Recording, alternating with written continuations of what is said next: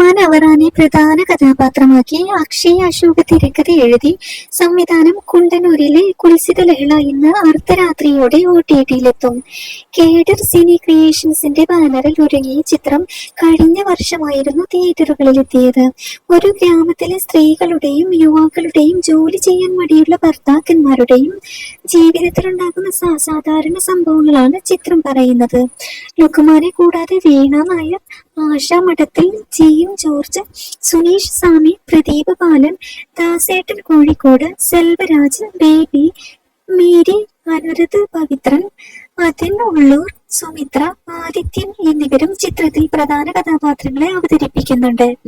ഫജു ഛായാഗ്രഹണം നിർവഹിച്ച ചിത്രത്തിന് സംഗീതം പകർന്നിരിക്കുന്നത് മെൽവിൻ മൈക്കിൾ ആണ്. അശ്വിൻ പി ആണ് എഡിറ്റിംഗ് നിർവഹിച്ചിരിക്കുന്നത്. ജാസി ഗിഫ്റ്റ്, ബെന്നി ദയാൽ, വൈക്കം വിജയലക്ഷ്മി, അൻവർ സാദത്ത്, അനന്യ ചക്രവർത്തി എന്നിവരാണ് ഗാനങ്ങൾ ആലപിച്ചിരിക്കുന്നത്. ഇന്ന് അർദ്ധരാത്രിയോടെ ചിത്രം OTT സൈന പ്ലേയിൽ സ്ട്രീമിംഗ് ആരംഭിക്കും.